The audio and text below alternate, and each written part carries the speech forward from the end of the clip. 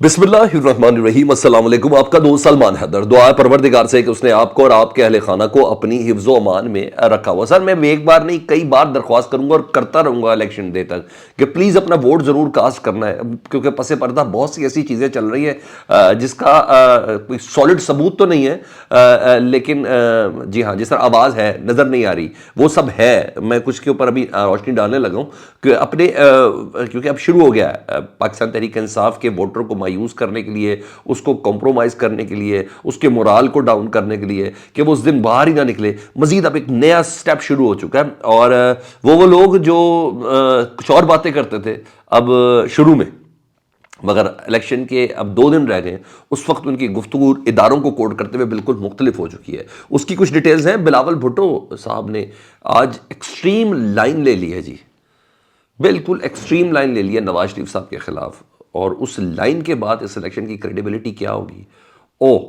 उसकी तफसील मैंने आपको बतानी है। डेफिनेटली हैरान कन। बुशरा बीबी की जान को खतरा है जी, जी हाँ, उनकी जान को खतरा है। पुरस्रार लोग बनी गाला में आ और जा रहे हैं, ठीक है जी। उसकी तफसील क्या है वो भी मैंने आपके सामने रखनी है।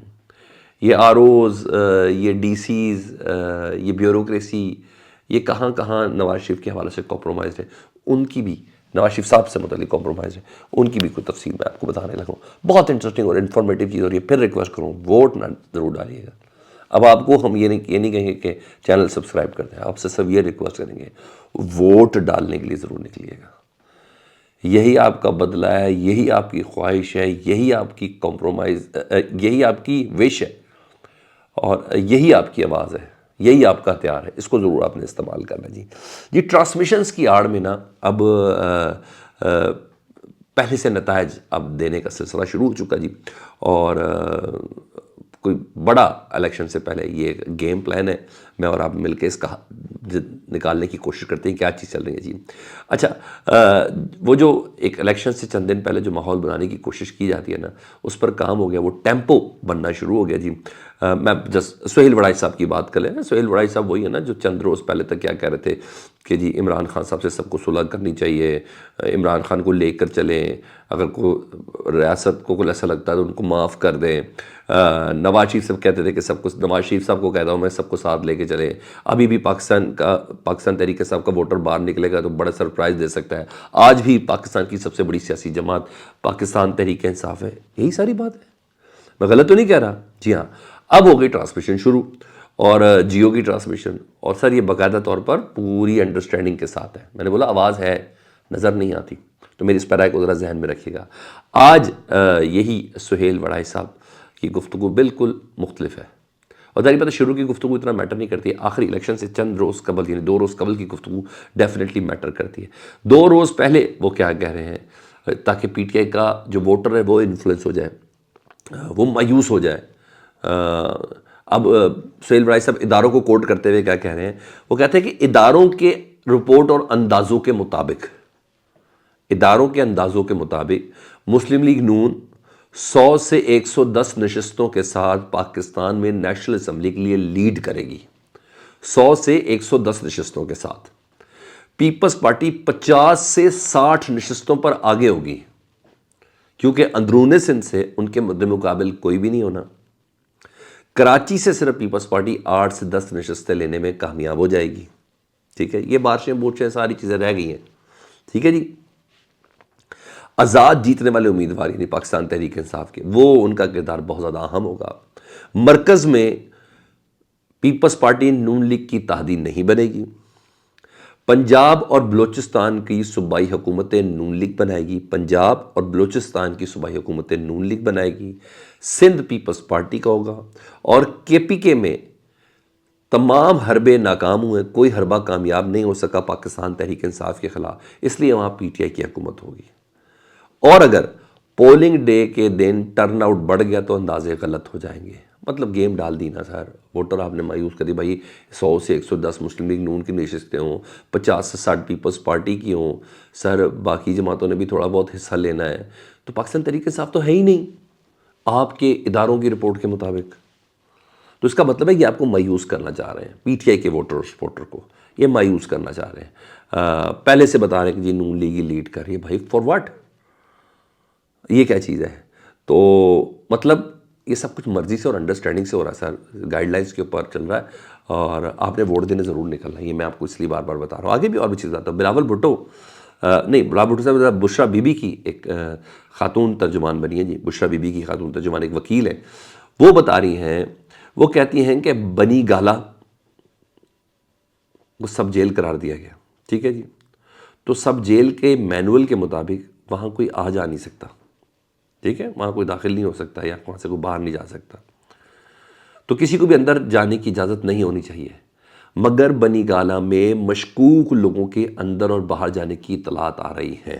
یہ بشرا بی بی کی ترجمان کہہ رہی ہیں، اطلاعات آ رہی ہیں، بشرا بی بی کو فوری طور پر اڈیالہ جیل منتقل کیا جائے، ان کی جان کو شدید خطرات لاحق ہیں، یہ کہنا ہے ان خاتون ترجمان کا بشرا بی بی کی، مطلب پی ٹی آئی کہہ رہی ہے کہ بشرا بی بی کی جان کو خطرہ لاحق ہے، یہ چیز جی، اور وہ بھی بنی گالا، ان کے اپنے گھر جس کو سب جیل قرار دیا گیا ہے، ٹھیک، کچھ پراسراریت ہے۔ اظہر مشوانی صاحب کے بھی کم و بیش یہ جملے ہیں، وہ کہتے ہیں کہ متعدد درخواستیں دی ہیں جیلر کو، اس کے باوجود بشرا بی بی کو اڈیالہ جیل منتقل نہیں کیا گیا، عمران خان اور بشرا بی بی کو سزائیں دے کر نہیں توڑا جا سکا، اس لیے اب ان کی سیکیورٹی کو کمپرومائز کیا جا رہا ہے، ٹھیک ہے جی، اور کمپرومائز کر کے انہیں ڈرانے کی کوشش کی جا رہی ہے، وہ یہ کہہ رہے ہیں، اور یہ بھی دیکھیں پی ٹی آئی کا موقف ہے، تو یعنی یہ مطلب ہے کچھ ایسا ہے جس کی پردے داری ہے، کچھ پراسراریت کے اندر یہ سب چیزیں جاری ہیں، اور مشکوک سرگرمیاں ہیں بنی گالا کے اندر، لوگ داخل ہو رہے ہیں یا باہر جا رہے ہیں یا کچھ بھی ہے، کچھ ایسا ہے،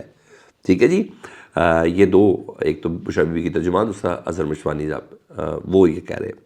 اور بلاول بھٹو نے بڑی اہم پوزیشن لی ہے جی وہ نواز شریف صاحب سے متعلق، وہ کہتے ہیں کہ نواز شریف صاحب مجھے تنگ کر رہے ہیں، نواز شریف صاحب تنگ کر رہے ہیں، اب نون لیگ کے ساتھ دوبارہ وزیر خارجہ بن کر چلنا میرے لیے ناممکن ہوگا دوسری حکومت میں، ٹھیک ہے جی، اب ہم پرانی سیاست کا ساتھ دے کر نہیں چل سکتے، جس روپ میں نواز شریف صاحب سامنے آ رہے ہیں وہ چارٹر آف ڈیموکریسی والا روپ نہیں ہے، یہ وہ نواز شریف نہیں ہے جو ووٹ کو عزت دو کہتا تھا، یہ ووٹ کو عزت دو والے نواز شریف صاحب نہیں ہیں، یہ پرانی آئی جی آئی والے نواز شریف صاحب ہیں، ان کے ساتھ میرا چلنا ناممکن ہے۔ آئی جی آئی بنی تھی، تمام جماعتوں کا اتحاد بنا تھا، 9 ستارے تھے، کوئی اس ٹائپ کا تھا، اور وہ محترمہ بینظیر بھٹو کے خلاف بنا تھا جی، انہیں کہا یہ وہ والا اتحاد ہے۔ اچھا، موجودہ وقت میں وہ ان کے بنا تھا، اور یہ بالکل انتہائی پوزیشن ہے بلاول صاحب کی، اور یہ دعویٰ بھی ہے،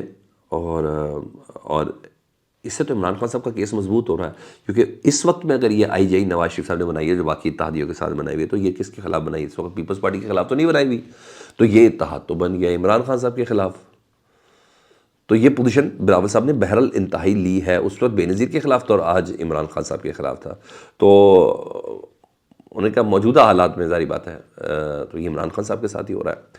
اور سنیں، ایک اور دعویٰ بھی کیا بلاول بھٹو صاحب نے، جو عمران خان صاحب ہی کی بات سیکنڈ تھی، اور ایون عمران خان صاحب کے وکلا بھی کہہ رہے تھے، بشرا بی بی بھی یہ کہہ رہی تھی، وہ کہتے ہیں کہ سسٹم ہیک کیا گیا ہے، یہ بھی کہہ رہے ہیں نا، سسٹم ہیک کیا جا رہا ہے جس کے ذریعے الیکشن کو رگ کیا جائے گا نواز شریف صاحب کے لیے، یا نواز شریف صاحب سسٹم ہیک کر رہے ہیں، جو کچھ بھی انہوں نے کس کی طرف اشارہ کیا، انہیں کہا رگ کیا جائے گا، نواز شریف انتظامیہ پر دباؤ ڈال کر الیکشن نتائج تبدیل کروانا چاہتے ہیں، بہت بڑا الزام ہے۔